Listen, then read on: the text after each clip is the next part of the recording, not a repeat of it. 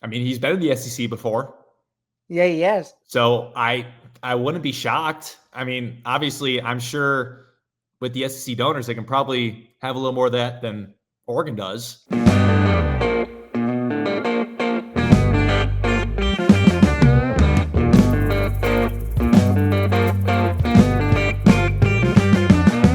Welcome back, everyone. This is another edition of Forever Power 5. I'm Zain Bando. He's Will Charlton. Nick DiMartino is traveling this week, so it's just going to be us two. Will, how are you today?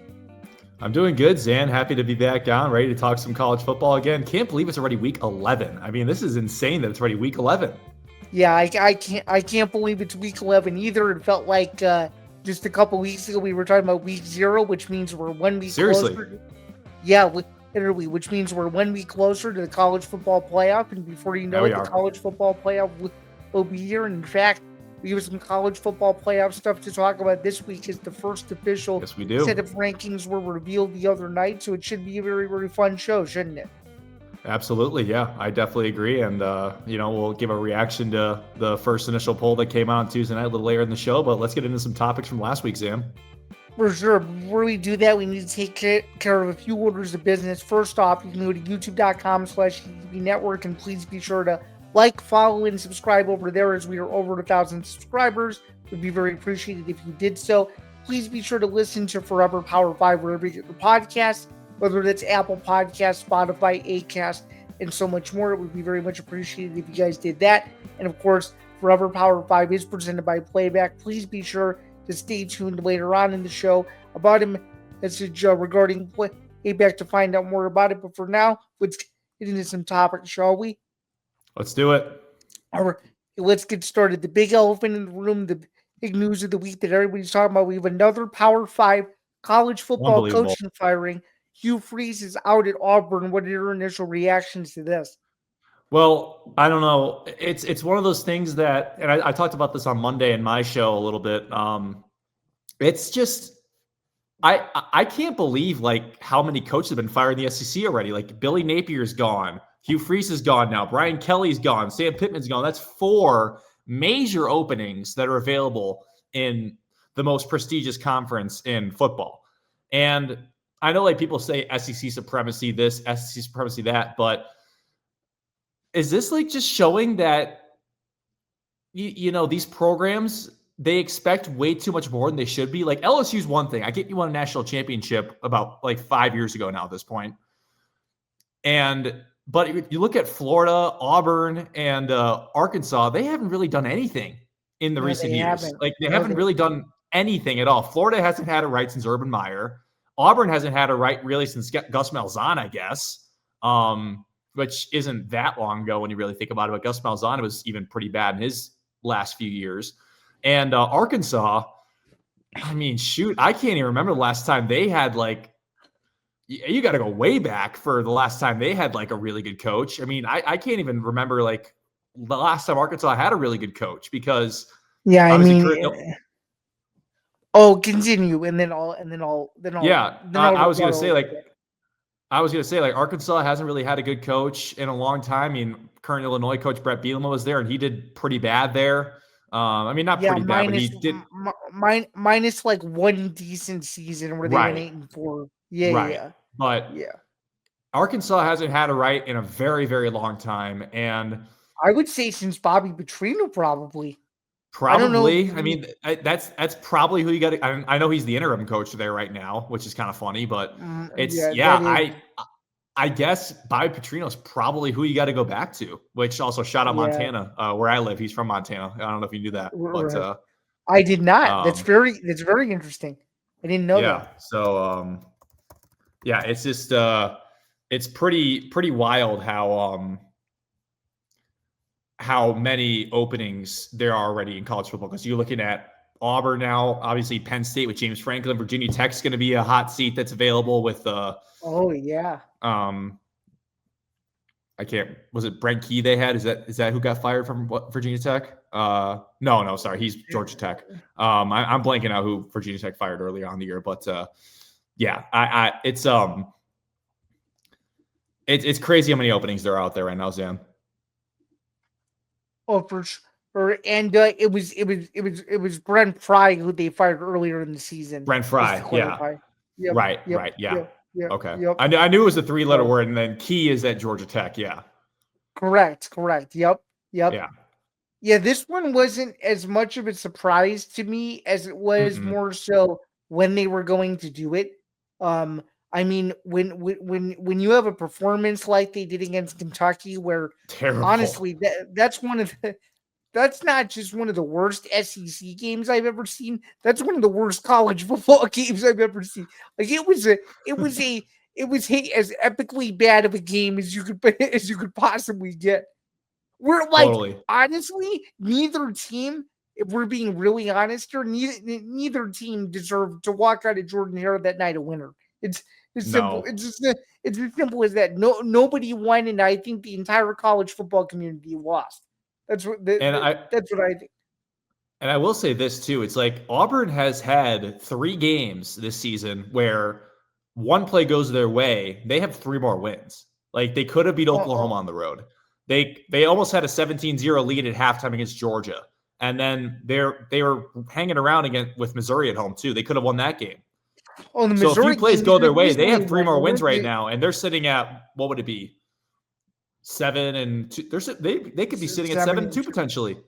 Yeah, and especially the Missouri game, it went to overtime, and they just couldn't, for whatever reason, they just couldn't get one stop near the end of the game. It was crazy. Yep.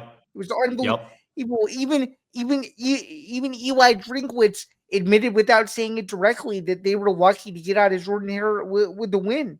He was a little he was a little bit worried himself. So I don't know. It's very, very interesting. I mean, I guess just kind of looking at possibilities for them. I mean, do you think they have to go after a splash hire? Do you think they go after a young offensive coordinator? What do you think they do? Well, it's kind of funny that you asked that because I feel like in the SEC in the last handful of years, they've gone after coaches who haven't been proven yet. Like, obviously Hugh Freeze has coached at the power 5 level when he was a previous coach at did he coach at Ole Miss at one point? Is that am I right about that? I'm trying to remember where else he coached besides Auburn. But I know he coached at Ole Miss, Liberty and Ole Miss. So yeah, he had coached in the SEC and at the Power 5 level before, and Power 4 now, I guess.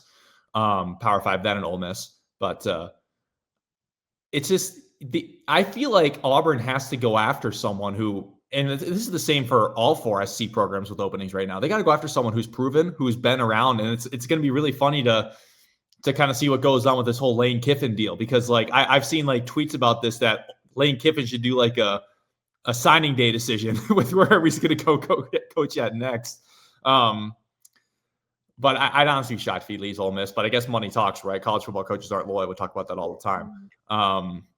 So yeah, I think they got to go after someone who's proven. Obviously, the SEC donors, they have a lot of this, so they can go after someone in the Big Ten, after someone in the ACC, even someone from their own conference, like I don't know, Lane Kiffin or even Clark Lee from Vandy. Yeah, they can go after anyone in the SEC. They can go after anyone they want to. So I expect Auburn, Florida, Arkansas, and LSU to make big hires. I don't know if they'll pan out, obviously, but I expect them all to make really big hires. Well, I'm going to propose an interesting wild card to you, and you may be surprised to hear this name. And he said on multiple occasions he would never leave this institution. But I'm just going to say it because he's always a topic of discussion. I mean, would you be really, really surprised if Auburn tried to go for the jugular to try to lure Dan Lanning away from Oregon? I did not even think about that. I mean, he's been in the SEC before. Yeah, he has. So I wouldn't be shocked. I mean, obviously, I'm sure with the SEC donors, they can probably have a little more of that than Oregon does. I don't know exactly what Oregon's I think so too, and I think from a brand, they're going to try to poach some big names down there. They're going to try to poach some big names down there. I won't be shocked if even like Marcus Freeman at Notre Dame tries to get poached to the SEC. Yeah, that would be a very interesting. Although I do think that I don't think he'll leave ND though. No, I don't think so either. I was going to say I think he would be totally totally wrong to leave Notre Dame considering how he's turned it into a national power, but I don't know. I think the next 6 months, let's just say this, are going to be very, very interesting. So, yeah, they will. We got a very interesting offseason coming up, that's for sure. And also, I'll be really interested to see where James Franklin ends up. I'll be really interested to see where he ends up. yeah, hey, you think a Vanderbilt reunion is potentially in the cards? It depends if Clark Lee goes somewhere, which I highly expect he will. I mean, I think Clark Lee is going to be. I think this is his last year at Vanderbilt, just because of the success he's had there, taking a bottom feeder year in and year out to now a team that has a chance to make the college ball playoff. I mean, and the SEC of all conferences too. Yeah, I think there's a great chance that, and even Key at Georgia Tech, I think he's going to be a hot commodity too for some of these bigger programs. I think so too. Well, there's at least one program that we know is going to be hanging on to their coach, and that's Georgia with Kirby Smart. Georgia, though, had a little bit of a started this past weekend against Florida, barely beating them. It took until the end of the game for them to secure this one. Another just absolutely nail-biting win for Georgia. What were your early takeaways from this one? Because I just did not think Georgia played really well. And I think for yet the umpteenth game in a row, Florida shot themselves in the foot in a game they could have easily won. Yeah, I mean, Florida played, honestly, I mean, I'm not going to say as good as they could have because that's not true, but I figured Florida was going to cover that number last week, and they did. It's not true, but to counter you, I will say they had a chance to win that game, and they couldn't. They did. And also, do you think that was a catch on that final drive? I think it was. I would say yes. Yeah, I do. I thought the ball was in his arms. It didn't hit the ground. Like they called it incomplete in the field. I thought he caught it. I just thought I'm not saying they would have scored a touchdown, but they would have had a great chance to if they actually called it a catch. Oh, for sure. And I just think too, one of those replays was a horrible camera angle. Wouldn't you agree? Where you 100%. Where you couldn't see where the ball was at all. It's the aerial angle that they showed. It's like he had both arms under the ball, it looks like. I know. On the side angle, is like you can't see anything. Yeah, that's the one I was mainly referencing. The side angle for sure, no question about it, was the worst one. Absolutely. Absolutely. But generally speaking, I mean, this game just continues to show me that I don't know what to make of Georgia. Like, I know they're a phenomenal team. I know that because they have a phenomenal coach, arguably the best coach in the country. But Georgia as a team is just, I don't get it. I don't get them. I really don't, because they should be so much better than what they're showing in these games. They should be the Indiana of the SEC right now, and they simply aren't. I would agree. They should be going in and pounding the majority of these teams. I agree. I mean, you look at the box score here. Gunnar Stockton didn't have a great game. I mean, he was efficient, but he didn't play phenomenal. DJ Lagway, no, he didn't. He played probably. I mean, I know he had 9 incompletions, but he played as good as he probably could have. Jaden Ball had a nice game on the ground for Florida. I will say, though, Chauncey Bowens had a really nice game on the ground, especially with that 36-yard rush, because he's the one who scored that game-leading touchdown, right? Yeah. Yep. Yeah, he was. So yeah, he had that long touchdown run. I mean, his stats were very thrown up because of that long run. But yeah, I think that the game was tied 17-all at that point, and that's when he scored that touchdown, right? I think that, Georgia as a team, they have a lot of potential to be really good. And obviously Zachariah Branch is a proven really good wide receiver, but they have to really kind of figure out what's going on, because you keep playing like this against teams who are like to kind of hang around and see if they can maybe pull off an upset. You're going to lose a game in the college football playoff. Like you're not going to win the national championship. And we've seen that. We saw that at home against Alabama. I mean, I think Bama is the better team as we sit right here, right now. But to see Georgia lose that game at home and also being down 2 scores to Ole Miss late in the game, I know they end up coming back to win that game, but Georgia is a confusing team. And again, like I'll say it, I think they should be better than what they're showing in these type of games. Yeah, I think they should be better than what they're showing in these kind of games too. And I mean, you look at Georgia's remaining schedule. They get Mississippi State, which we'll talk about in a little bit, and then they get arguably the game of the year against Texas. I mean, Hmm. just sort of an early tease. I mean, do you think that the will underperform, given that Mississippi State is a tough place to play? Because I think there's some major question marks considering the way Mississippi State has been playing as of late. Yeah, it's just Mississippi State's really given teams a hard time in that place. Texas and Tennessee being the prime examples of that. Um, and we'll talk about a little more in a little bit, but I think that could have a chance to be a game that's close again. I mean, I could see Georgia beating them by a couple scores totally, but I could see Mississippi State gives them trouble too. Yeah, and speaking of Georgia teams kind of switching gears also to conferences too, let's talk about the wild and chaotic ACC playoff picture because Georgia Tech suffered its first loss of the season to NC State. And for whatever reason, the ACC is a little bit in shambles. So obviously we're gonna get into this game, but the primary purpose of this segment was I want to talk about how nutty these standings are because they're going to change obviously following this Mm-hmm. Saturday, but going into this weekend, I don't think it could be more chaotic than it is at the moment.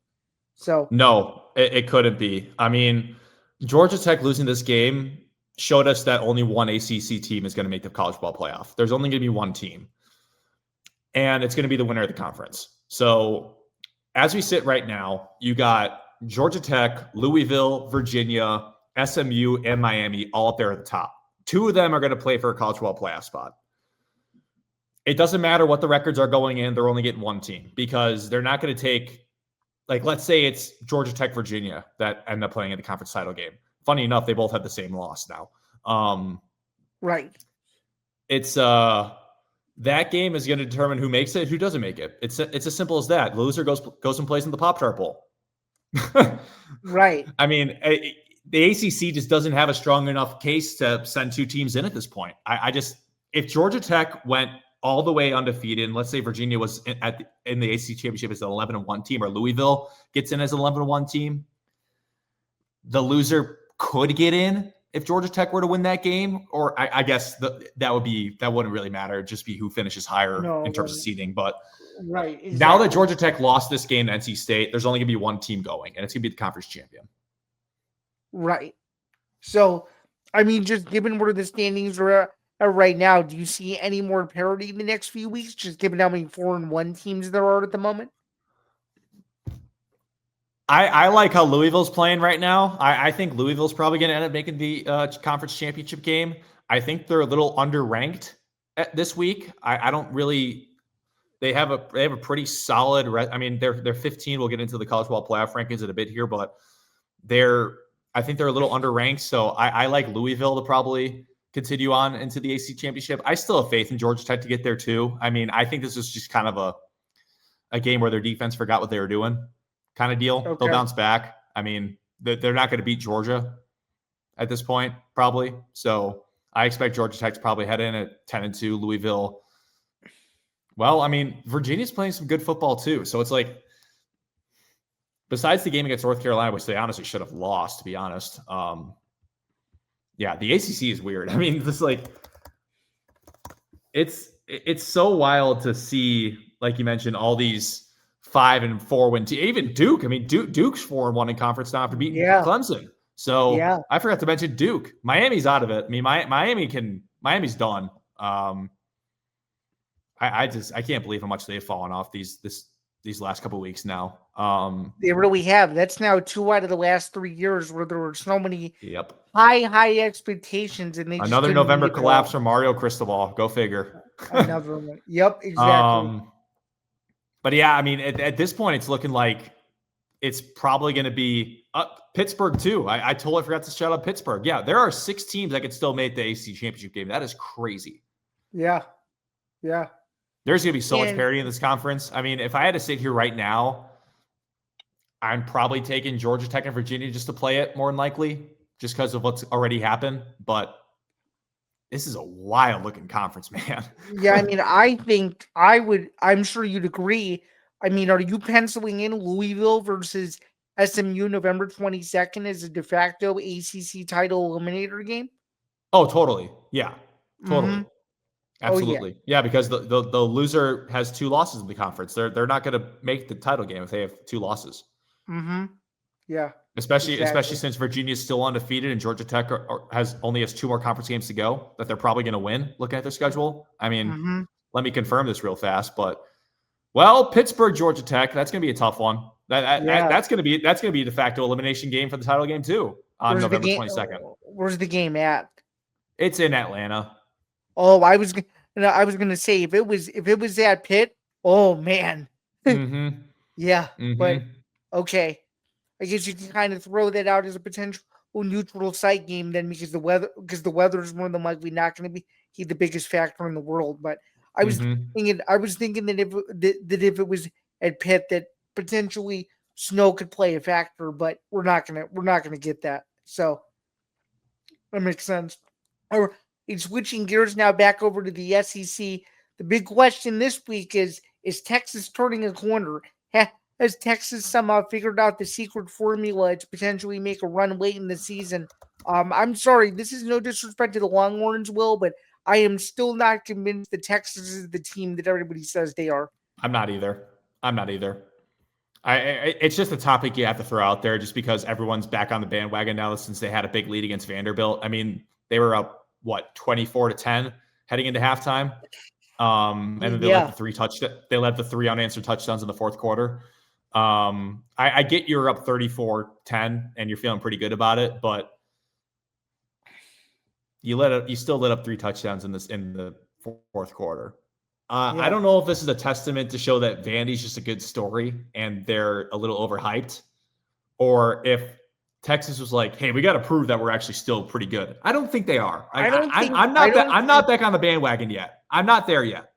I don't I got to think see a little bit more out of Texas.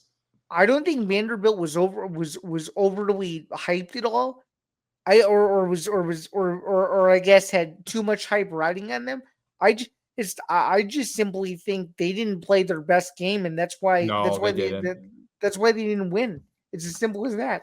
I mean, I will say Arch Manning actually finally figured out how to throw to receivers, apparently. Right. So Right, exactly. he probably had his best game of the year. I mean, 3 touchdowns, over 320 passing yards. Like, he probably had his best game of the year to this point. And Yeah. Contravian Wisner had a really good game on the ground too. Or I should say really good. He had a solid game on the ground. But yeah, Texas finally found their footing a little bit in this game. I'm still not fully convinced that they're the team though. I'm not. I'm not convinced, and I'm just going to say it right here, right now. I think Texas loses 2 out of its final 3 games. Yeah, Georgia and A&M. They're not going to win. I'm not picking them in either of those games right now. No. I think if they really wanted to show that they were back, they would have gone in and made a statement against Vanderbilt. But instead, Which they kind of did, but it looked a lot uglier down the stretch. It sure did. And Vanderbilt had their chances and they couldn't convert. So I don't know. They're a weird team, but don't you just kind of get that really eerie feeling that for whatever reason, and this may just be my conspiracy theory, that the college football playoff committee is holding their bated breath that somehow, some way, Texas still gets in. Oh, absolutely they are. Are you kidding me? Absolutely. Oh, That's yeah. why they're ranked 11 this week. Oh yeah. They're not the 11th best team in the country. Come on, man. They're not. No way. Just like the same argument that Notre Dame, I don't think, is a top 12 team right now. No, they're not either. They're not either. No. No. Which, actually, speaking of rankings, it's the perfect time to get into the first CFP poll. So it came out the other night. It came out on Tuesday. There was a lot of controversy either which way you slice or dice it. Where would you like to begin amongst the entire top 25 list, if you will? Well, I will say this. They got the top 5 right. There's an argument for Indiana being number 1, but I think they got the top 5 right. A&M 3, Alabama 4, Georgia 5. I like that. We got a top 10 matchup in the Big 12 this weekend coming up between BYU and Texas Tech. I think those 2 teams are perfect. BYU has been super disrespected this year. I mean, they're an undefeated team and they've been walloping on opponents. So I think they're a very disrespected team, and I think they are a very solid group as well. Granted, I know they haven't played the greatest schedule of all time. That's what has them at 7, but I think that they're properly ranked. But yeah, let's talk about 6-2 Notre Dame being ranked 10. Let's talk about that. Come on, man. Come on. Why? I can't stand it. It's almost like the committee is ranking 2 good losses as like moral wins.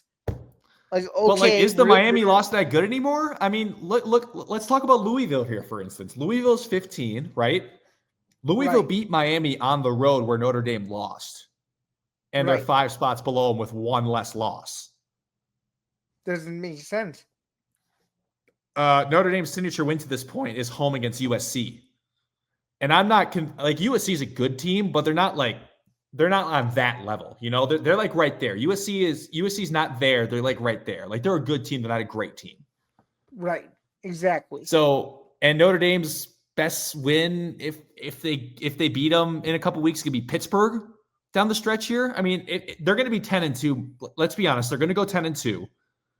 They're going to make the college football playoff with a 10-2 record, with their 2 best wins being USC and Pittsburgh. That's not. I mean, come on, man. Like, what has Notre Dame proven? It's not like they've really done much. I mean, they've won the games that they've been presented, obviously, but I don't think it's deserving of being ranked number 10 in the country. Yeah, and another controversy that I wanted to highlight is how are we feeling about Iowa being ranked ahead of Michigan? Iowa's look good. Iowa's look really good these last few weeks. I think Michigan is the one with the one more win. You figure they would be flip-flopped, but Iowa has been a team that hasn't been talked about at all this year, and they're a good football team. And once again, just Iowa City's just they find a way to like have these really. They haven't played a great schedule, and they're facing Oregon this week. We're going to pick that game in a bit, but Iowa has played some really good football lately, and obviously they just survived Penn State not that long ago, and they had the huge win over Minnesota, who beat Nebraska. Huge. I mean, insanely big win. Yeah, Iowa's been a team that hasn't been talked about at all this year. I think they got a right ranking USC ahead of Michigan, obviously, because USC steamrolled them. But thankfully, yeah, I was worried that they weren't going to get that right, considering the AP for the week said it backwards. It made no sense. Seriously. It made no sense at all. I'm very happy to see Washington in there. Washington deserves that ranking of 23. Washington deserves to be in there. I'm very happy Washington's in there. I agree, but I have to address the elephant in the room. How do we feel about 6-3 Tennessee getting in over 6-3 Illinois?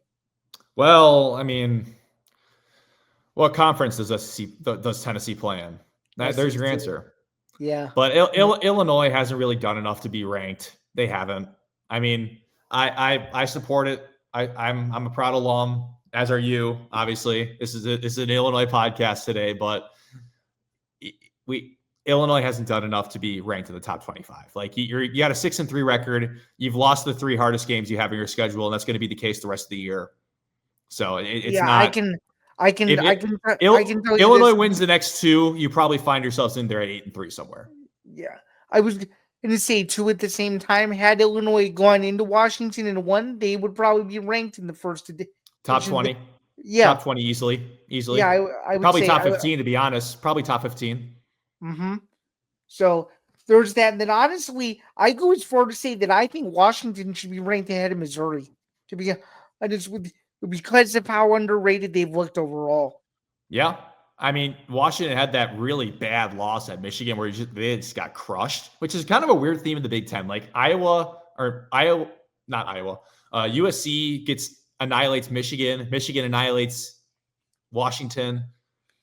Iowa annihilates Minnesota. Like, yeah, it's weird. There's this theme of home teams winning big.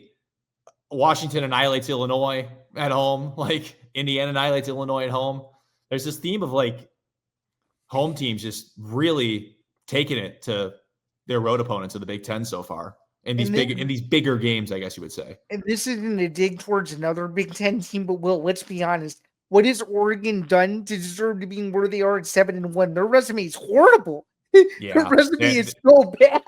They've played one hard game and they lost at home to Indiana. That's what I'm saying. Yeah. Like I think because they still have to play USC in Michigan or USC in Washington. Washington, yeah. I'm not fully convinced that Oregon's a college football playoff team. I'm not. In fact, I will go on a limb and say that I think they're going to lose one of those two games, if not both of them. Which one would you say you're more confident about? See, I'm more confident in the one against USC. What do you think? Let's see. Well, that one's in Eugene. I think the one against Washington is in Seattle. Yeah, I'm more confident they're going to lose to Washington because it's on the road. And do you think that Washington will just be ready to go, considering that their CFP hopes could be like totally on the line and everything? Here's the thing. That could be a 9-2 matchup that week. That could very easily be a 9-2 matchup, and I'm honestly banking on the fact it probably will be. Because I think both teams will enter that game 9-2, and the loser is out. The winner gets in. And honestly, the winner, never mind. Yeah, the winner of that game gets in. So I think that Oregon or Washington is going to be a pseudo college football playoff game. Interesting. So I was just looking up who Washington has left. Given who they have left, yeah, I think that's a CFP eliminator given who Washington has left. Yep. Yeah. And there's certainly no way Washington's losing to Wisconsin or Purdue the next 2 weeks. I'll tell you that. No. I mean, I know they go on the road to Wisconsin, but they host Purdue. So they'll be fine. Hey fans, Novig is here to change the way you play. Available in 35 states, including California, Texas, Florida, and New York, Novig is America's #1 sports prediction market, and it's 10 times more profitable than traditional sports books because there's no house edge. Instead, you're betting directly against other sports fans just like yourself. Novig is also the only free exchange, which means you keep every dollar you win, whether you're putting plays down on the NFL, the NBA, the NHL, Major League Baseball, college sports, or even UFC and tennis. Novig gives you the power to pick the best odds, or better yet, set your own. Sign up today with the code ETB Network, and you'll get 1,000 Novig coins plus $5 in Novig cash, and special bonus offers like spending $5 and getting $50 back. Novig, where fans play smarter. You must be 21 years or older to play. Please gamble responsibly. Gambling problem? Call 1-800-GAMBLER. Moving the Goalposts is presented by Playback. Watching sports is more fun with others, but we spend too much time watching alone. Playback is a virtual space where communities can stream live sports together with everyone perfectly synced up. Creators can hop on stage, deliver their own play-by-play analysis and commentary, and invite viewers up for Q&A.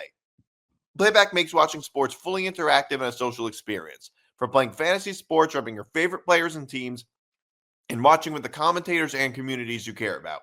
Win or lose, sports are best enjoyed together. Join our community by going to playback.tv/ETB Network to find out more, including our live stream schedule. And now back to the show. Speaking of games and picks and all that stuff, let's get to those now. The Forever Power 5 odds are presented by Novig. Before we get that out of the way, just a quick reminder about Novig. Of course, it's our new sports prediction market. You can download it right now. It's limited in the states you can get it in, but it's really, really good because you can set your own odds, and of course you're playing against real users and not the house. All that stuff. And a lot of these lines are actually logical compared to what some of the traditional sports books will give you. So let's get started. We're going to start with an SEC matchup here. It's going to be Georgia versus Mississippi State at Mississippi State. Georgia favored by 8.5, over under 56.5. What is your way too early read on this game? I'm going Georgia. I think the Bulldogs are going to bounce back. Well, Bulldogs versus Bulldogs. I think the Georgia Bulldogs are going to bounce back from not lackluster performance against Florida, but they could have played better. Mississippi State just fired their coach. They didn't fight. Never mind. They did not just fire their coach. Sorry. I totally thought we were talking about Auburn for a second, I guess. Yeah. No, I like Georgia to cover this number. I think it's going to be like a 34-24 type deal, somewhere around there, maybe even a little less scoring. Mississippi State does like to score, but I just don't think they're going to score too well in this Georgia defense. I could even see like 31-21. So that's actually more so what I'm thinking. So yeah, I'm going to go Georgia minus the 8.5 here. I'm going to take the unders in. Okay. And we don't have Nick D's picks, but that's all right. I am just taking Georgia, and I'm going to go a little bit more conservative. I think this is a game that they can actually cover. They should win this game pretty comfortably. I do think Mississippi State will keep it close for a half, but I just think Georgia's offense is too good, and I think they'll make too many plays late in the game to preserve probably a 10 to 15 point lead. So I am comfortable picking Georgia there. Can you kind of go into a little bit more rationale as to why you think the under is the worthy play in this one? I'm curious. Yeah, like I said, I just don't think that Mississippi State's going to be able to score too well on this Georgia defense. Georgia's got a very good defense. They've proven that week in and week out, besides the Tennessee game, obviously, I guess. But Georgia's got a very solid defense. They're very good up front. I don't think that I'm blanking out Mississippi State's running back's name right now, but I don't think Blake Shapen's going to have that good of a game. Neither I want to look it up now that I'm thinking about it. 1 second. Yeah. Fluff Bothwell. Yeah. I don't think Fluff Bothwell is going to have as good as a game as he's had in the past. And I think Georgia's going to be hungry. Like, I think they're going to be hungry. They know they didn't play their best football against Florida, but they still won. They got to go out there and prove that they're still one of the top teams in the SEC. They're still fighting for a spot in that conference championship game. They have 3 more conference games before Georgia Tech to ensure their spot. 2. Yeah. So yeah, they got 2 more conference games to ensure their spot. Well, I guess that depends on Bama, doesn't it? That totally depends on Bama. It does. But yeah, I think Georgia's going to be hungry. They're going to play really good on defense. They're going to make Blake Shapen uncomfortable. Blake Shapen will probably force a couple tough passes that might not go his way. Yeah, I just think Georgia's going to kind of hound him. Interesting. Moving over now to the Big Ten. Indiana goes to State College to play Penn State as a 2-touchdown and a hook favored, over under 48.5. I know there's been a lot of just overall debate. Is this the game where Indiana maybe falters, just given that the history of this rivalry is mostly in favor of Penn State? And I'm going to be honest, I have liked the way that Penn State has responded despite them not winning under Terry Smith so far. But I think this is just too tall of a task at home. Indiana scoring at will. They scored 59 points in College Park this past week. That game wasn't even remotely close for pretty much all of it. I actually think that whoever set these odds on Novig is being generous, because I think the spread could be 21.5 and Indiana would still cover it. What do you think? I'm not going to agree with you. I think Penn State covers this number. I really do. Really? I think Why? Indiana still wins, but it's a lot closer. This feels like it's going to be similar to how Indiana at Iowa was. Okay. Penn State played very well against Ohio State on the road last week. I know it was still a 3-score win for Ohio State, but they hung with them for the first half. They hung with them for a while. I think Penn State's going to be motivated to try and come in and make a statement here. I don't think they're going to win. I think Indiana's still going to win, but it's not going to be a pretty game for Indiana. I think Penn State's defense is really going to come out and play like the defense they know they have. And I think that Penn State's going to cover this number. I expect a low-scoring game here, actually. I think Indiana's high-powered offense is going to be shut down for a week here.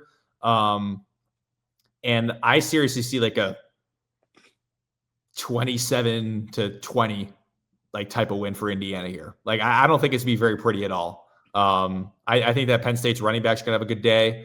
And like, Grant, I could be coming back to this and look like the biggest fool out there, because I am a big believer in the Hoosiers. I think they're a phenomenal team, and they are. You've been a big believer in them all year, which is what makes this pick even more surprising. Yeah. So I'm going with the Nittany Lions here, just because of the fact it's at home, and I think Indiana's gonna kind of think they're a little, a Cincinnati team's never gonna think they're too good for a team, but I think Penn State's going to come out here and really make this a tough game for Indiana. And are you touching the over-under or no? Mm-mm. Okay. Interesting. Wasn't quite sure where you were going to lean there. Let's move on now over to the Big 12. This is a pretty big game in itself, too. Huge game. BYU at Texas Tech. Texas Tech favored by 9.5. How are we feeling here? Well, give me the over for sure. I'm not even going to think twice about that. BYU has looked really, really good. They played well on the road, too. They got a big win at Iowa State not that long ago. That's a tough place to play. But Texas Tech healthy is that's a damn good football team. I mean, a healthy Texas Tech is still my pick to win the Big 12. I do like Texas Tech to win this game outright, but that hook is just like it's like I could totally see Texas Tech winning this game by like a couple touchdowns, but BYU's a tough team, man.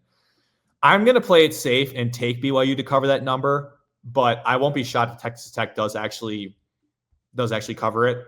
I'm just gonna play it safe because of the fact that, but then again, like this feels like a very similar line to like last week with like Utah and Cincinnati, Mm-hmm. and Cincinnati just got boat raced. They really did, and it maybe exposed them to show that maybe they aren't really that good. I don't know. Right. BYU's undefeated. Oh, I'm so torn on this because I want to pick Texas Tech to cover that number. I'm just too scared to. I'm just going to play as one conservative. I'm just going to take the over in this one. I'm not liking a side here just with that spread. I think it's going to be a very high scoring game, though. I won't be shocked if it goes either way. Honestly, I think if I had to make a pick, it probably would be Texas Tech to cover. But I'm just going to play it safe and take the over. This is going to be a high scoring, fun game Saturday morning. Yeah, I like the over in this game, and I think that BYU has a backdoor cover for the ages. I think it's going to be a really, really, really interesting game. Like Texas Vandy last week? Yeah. Yep. I think it's going to be a really, really, really interesting game that comes down to the final 2 minutes. And let me just say this, palms will sweat at about 2 p.m. Central Time or so. People will not know what to do with themselves, and the end of that game will be unbelievable. I can see it. That's what I'll say. I don't like BYU to win the game outright in an upset. I do think Texas Tech escapes at home, but I think it'll be a very, very, very exciting game. I agree. It should be a fun one. Let's move back over to the SEC now. Texas A&M goes to Columbia to take on Missouri. A&M a 6.5-point favorite. The over/under very interesting, 47.5. What do you think? Gig 'em. I'm all in on this Aggies team, man. Marcel Reed's been phenomenal. Missouri plays tough at home, but this A&M team, this is a different animal this year. I mean, they have looked unreal, and they know they're a really good team too. But it's getting to that time of year where Texas A&M likes to mess around and lose a game that they shouldn't. So, I don't know if that's going to be the case this week. I don't think it will be. Missouri's a good football team. Texas A&M's a great football team. I think that's the difference. I think A&M's definitely able to cover the spread. And I think that over-under is a little too low, considering both these teams. I mean, I know Missouri's a very defensive team, but also, what's Bo Pribula's status? Is he good to go for this week? Last I saw, he was okay. Yep, he's good. He's good. Okay. Well, 24/7 Sports reported good news on Bo Pribula's injury 1 day ago. So, okay. Yeah, I think I like the Aggies here. A&M's a complete team. They're very good on both sides of the ball. Their offense can score like no other. I'm taking the Aggies. I'm taking the over. Oh, okay. So you do. So interestingly enough, you do like a total in this one. Could you see overtime potentially being in the cards or not really? What do you think? I don't think so. I think A&M controls this game pretty well. Okay. A&M's a damn good football team.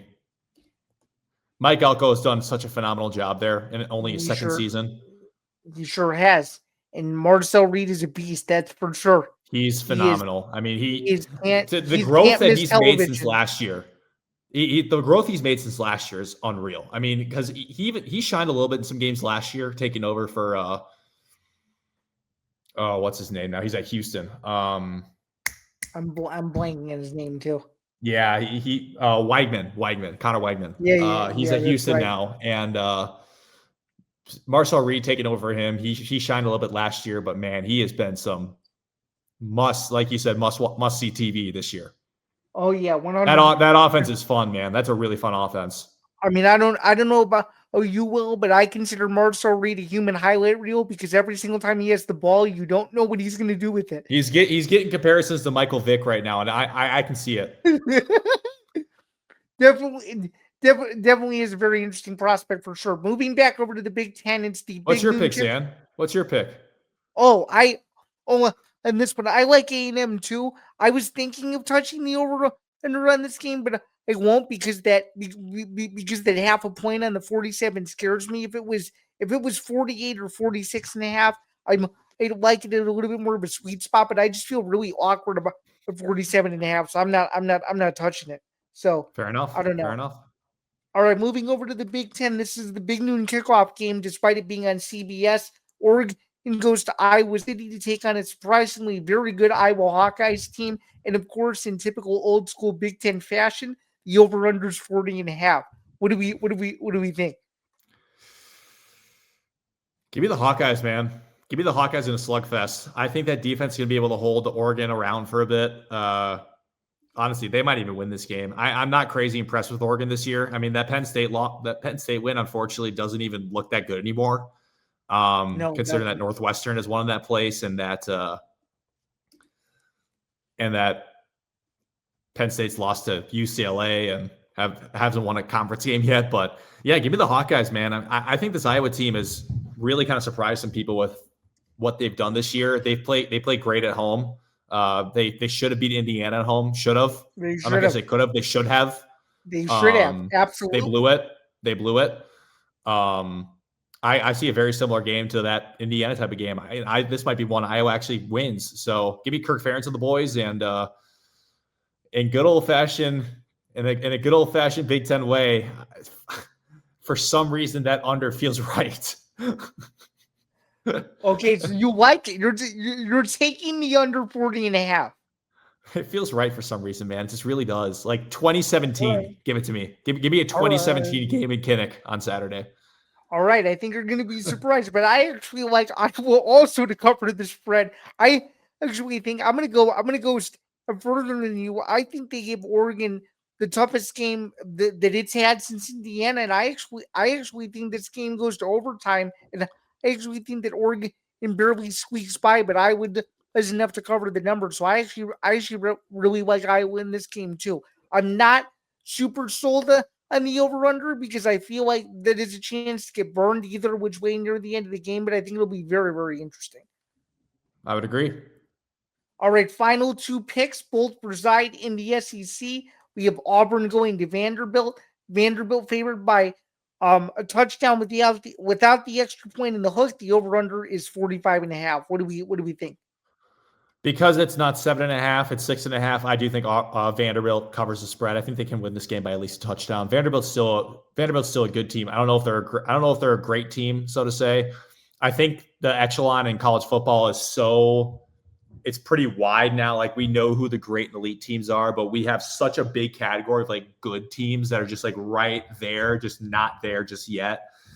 Vanderbilt was close, but last week's loss. Granted, I know the final score was not indicative of how the game actually was. Vanderbilt's in that echelon of a good team. And I think that a good team is going to prevail over a team that just fired their head coach. Auburn's not really going to know what's going on this week. It's hard for me to pick against a team or pick a team that just lost 10-3 at home to Kentucky a week ago and just fired their coach. But granted, sometimes when teams fire their coaches, that's usually when they win a game. So who knows? But yeah, I think Vandy can win this game by at least a touchdown. So far, though, to counter you, interim coaches so far have not done very well. No, they haven't. Their teams. At least they haven't. At least this season, though. So yeah. Besides Tim Skipper at UCLA for 3 games, but right, which I still can't believe that UCLA had the mini run that it did, and it actually still has a chance to finish with a pretty good season if it pulls off a couple more miracles. I don't know if it will. Well, we'll see. Yeah. But yeah, I'm going Vandy to cover this number. I don't think there's gonna be a lot of points scored in this game, so I'm going under here. I think that's a pretty comfortable pick of an under right there. So yeah, give me the Commodores to cover that 6.5 and give me the under there. Okay, I like the Vanderbilt to cover the number. I'm not touching the over-under just because I don't know what Auburn team we're going to get, considering that it just fired its coach, and I don't know what the whole morale of the team is going to be like to where maybe they play inspired football for a half, and then it kind of gasses out, and then it realizes that it's in a game that it shouldn't really be in, and maybe they play flat in the second half, and they don't play really well, so I'm not comfortable with this number. If the number was like, I don't know, somewhere near 43.5, 42.5, even 40.5, I might consider taking the over. But again, it's just for me in another uncomfortable spot where I just don't know. I don't know what to make of it. But I do think you're under there at the very least has a chance to do quite well. So it should be very interesting. All right, moving over to the final game, and of course, eventually rounding out the show, we have LSU traveling to Alabama. It's a much different game than what we would have suspected just a couple weeks ago. Alabama favored by 10.5. This is an interesting game on so many levels because, first off, that hook scares me. That hook is very scary. And I mean, this is like, on paper, Alabama should roll them like they did last year because LSU is just not nearly as good as people thought they were. But for some reason, it just feels like this could be a low-scoring affair that LSU hangs around for some reason. Like, if LSU loses by 10, they cover that number. Right. So,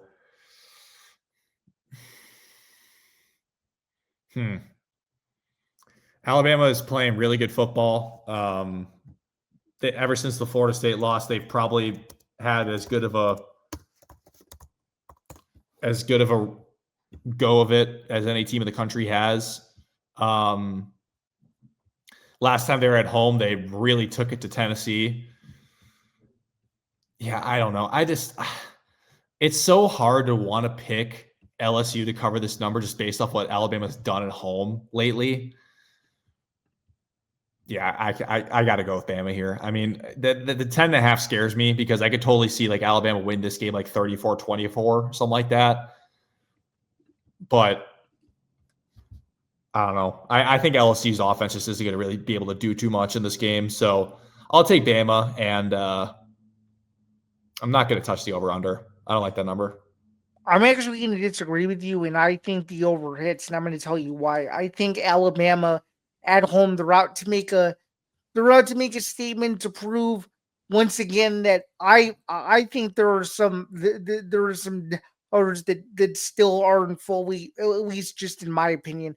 I still feel like there are a couple of doubters out there that are still thinking that maybe it's first game of the season when it lost to Florida State was just a blimp. I think this is a game on national TV where they go in and they leave no doubt that they are not just one of the best teams in college football, but a clear college football national title contender. And there's no better place to do it than at home against LSU. I just think for whatever reason that LSU is going to at least try to hang around. And I think it's one of those where Alabama will be covering the number for much of the game. And then when you least expect it with 30 seconds to a minute to go, LSU could pull it back to recover, but I'm more comfortable just picking a total because I think when Alabama plays well and plays like they're capable of playing, they're willing to score a lot of points. They've scored 40 plus points in games earlier this year, and I don't see why they can't do it here. So I'm just going to go a little bit more conservative and take the over, but I think we can both say with confidence, just from a general standpoint, that Alabama will win the game. Yeah. All right, but a backdoor cover from LSU does scare me. Oh, for sure, no doubt, no doubt about it. But with that said, though, that's going to do it for another edition of Forever Power 5. He's Will Charlton. I'm Zain Bando. Just as a few quick reminders before we get out of here, Forever Power 5 is presented by Playback. You can listen to Forever Power 5 wherever you get your podcasts. And of course, please be sure to like, comment, and subscribe. That is youtube.com/ATP Network. It would be greatly appreciated if you guys did so. That way you don't miss a single show across the network, regardless of what show it is. And that way, the more subscribers we get, the more we can keep bringing you content like this and so much more. Will, anything to add before we wrap up for this evening? No, I think that I think it was a fun topics of conversation once again, and definitely excited to see what goes down in Week 11. We're getting toward the stretch where games are starting to mean a little bit more. We got our first college football playoff pullout, which means we are getting closer and closer to that time of year, my friend. Yeah, we are getting closer and closer to that time of year. So with that being said, enjoy all the college football madness, and we will see you next week for week number 12. And I can't believe I'm already saying that. See you guys soon. Have a good one.